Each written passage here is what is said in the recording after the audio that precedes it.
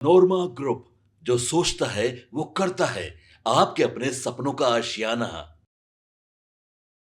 एक तरफ प्रधानमंत्री नरेंद्र मोदी का बिहार दौरा और दूसरी तरफ नीतीश कुमार का इमरजेंसी बैठक बुलाना। इस बैठक को लेकर के कई तरह की बातें अब सामने आ रही हैं। कहा यह जा रहा है कि मुख्यमंत्री नीतीश कुमार आने वाले चुनाव को मद्देनज़र रखते हुए कई तरह की रणनीति और योजना अपने हिसाब से भी बनाना चाहते हैं। वहीं सरकार के स्तर पर वो कुछ ऐसा करना चाहते हैं जिससे कि जनता के बीच में जब वो चुनाव में जाएं तो जनता इस बात को समझे। इसके साथ साथ आपको बता दें कि नीतीश कुमार की एक बड़ी खासियत रही है, जो पिछले 19 सालों के 20 सालों के जो उनके बिहार में मुख्यमंत्री के रूप में जो उन्होंने अपना योगदान दिया है, इस बीच उन्होंने जो रणनीतियाँ बनाई हैं उस रणनीति में यही देखा गया है कि नीतीश कुमार केंद्रीय योजनाओं से ज़्यादा अपनी योजनाओं पर ज़्यादा फोकस करते हैं। इसी बीच आपको बता दें कि मुख्यमंत्री नीतीश कुमार ने प्रधानमंत्री नरेंद्र मोदी के आने से ठीक पहले जहां अपने कोर टीम के लोगों के साथ बैठक की, उसके साथ साथ उन्होंने घोषणा एडवांस में ही कर दी है कि वो शुक्रवार को शाम 4 बजे कैबिनेट की बैठक बुलाएंगे।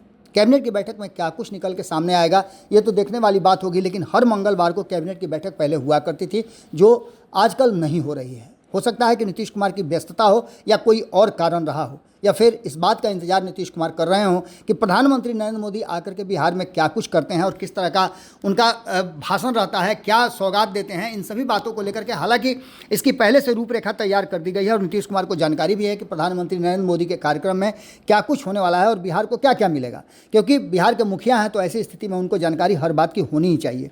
इसी बीच आपको बता दें कि प्रधानमंत्री के जाते ही दूसरे ही दिन मुख्यमंत्री नीतीश कुमार कैबिनेट की बैठक बुलाए हैं और इस कैबिनेट की बैठक में बहुत सारी बातों को कहा जा रहा है कि नीतीश कुमार क्लियर करने वाले हैं। ऐसी ही एक बैठक हुई थी 2022 में, तो आपने देखा था कि नीतीश कुमार ने एक फैसला ले लिया था और वो सीधे महागठबंधन से एनडीए की तरफ स्विच कर गए थे।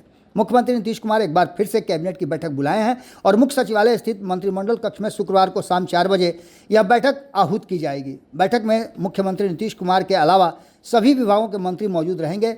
उम्मीद जताई जा रही है कि चुनावी साल में मुख्यमंत्री राज्य के लोगों को बड़ी सौगात देंगे। इससे पहले प्रधानमंत्री नरेंद्र मोदी के सौगात का भी इंतजार हो रहा है और बिहार में इस साल के अंत में विधानसभा चुनाव होने हैं और मुख्यमंत्री नीतीश कुमार ने इस बात को कई बार रिपीट किया है। खुद प्रगति यात्रा पर निकल करके उन्होंने लोगों से बातचीत किया है और लोगों से बातचीत के आधार पर उनकी जो डिमांड थे या लोगों का जो ग्रीवांसेस था उसको पूरा करने के लिए भी उन्होंने प्रयास किया है। जैसे ही वो प्रगति यात्रा से लौटते थे, कैबिनेट की बैठक बुला करके तुरंत जिन बातों को प्रगति यात्रा के दौरान पास किया जाता था, जिन एजेंडों को देखा जाता था, जिन मुद्दों पर बातचीत होती थी, उसे पास कर दिया जाता था।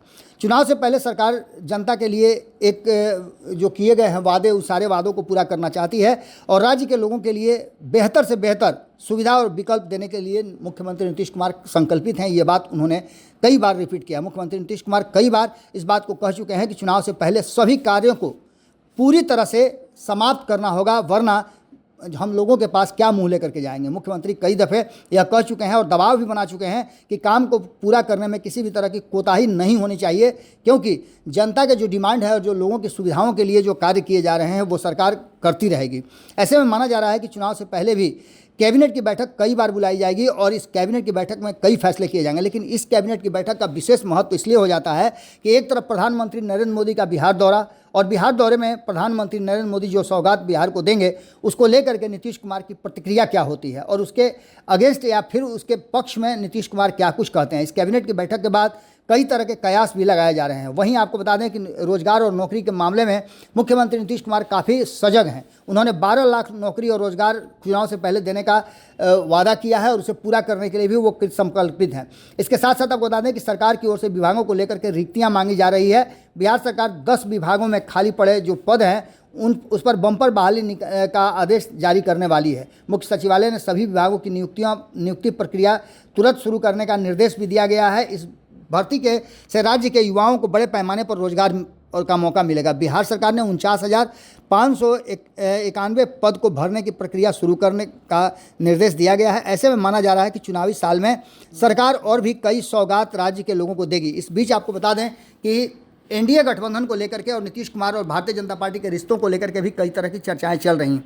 इन चर्चाओं में सबसे बड़ी चर्चा यह है कि क्या नीतीश कुमार एनडीए गठबंधन में भारतीय जनता पार्टी के साथ खुश हैं या फिर संतुष्ट हैं। इन सभी बातों को लेकर के कहा यह जा रहा है कि सीट शेयरिंग के समझौते पर बात जाकर के अटक गई है और कई सीटों पर भी पेंच फंसा हुआ है। एक तरफ जो एनडीए गठबंधन के अन्य घटक दल हैं वो अपनी तैयारी अपने हिसाब से कर रहे हैं, तो दूसरी तरफ नीतीश कुमार भी अपनी तैयारियां शुरू कर चुके हैं। इसी बीच आपको बता दें कि प्रधानमंत्री नरेंद्र मोदी का दौरा और इस दौरे के साथ साथ बिहार में राजनीतिक बिगुल तो पहले से फूका जा चुका है, लेकिन और उसमें तेज़ी आ जाएगी। इसी बात को लेकर के जहां एक तरफ भारतीय जनता पार्टी, हम बार बार बता रहे हैं कि अपने हिसाब से बिहार में अपना जो प्रधानमंत्री नरेंद्र मोदी के चेहरे के आधार पर अपने आप को आगे रखना चाहती है और लीड करना चाहती है, तो वहीं नीतीश कुमार भी कम नहीं है। नीतीश कुमार केंद्रीय योजनाओं से ज़्यादा बिहार की योजनाओं पर ज़्यादा फोकस करते हैं और आपने देखा भी होगा कि इसका दबाव भारतीय जनता पार्टी के कोटे के जो मंत्री हैं वो भी सहन करते हैं।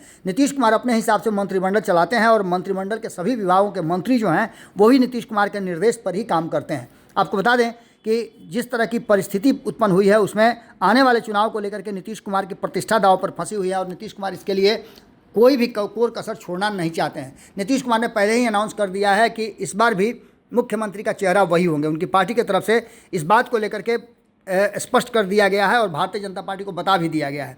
ऐसे में आपको बता दें कि प्रधानमंत्री नरेंद्र मोदी के बिहार से लौटने के तुरंत बाद नीतीश कुमार कैबिनेट बैठक बुलाए हैं और इस कैबिनेट बैठक से पहले हमने आपको शुरू में ही बताया कि उन्होंने अपने कोर टीम के सदस्यों से भी बातचीत की है। इसके मायने क्या निकाले जाएं। इसी बीच में कई तरह के बयान भी आए होंगे।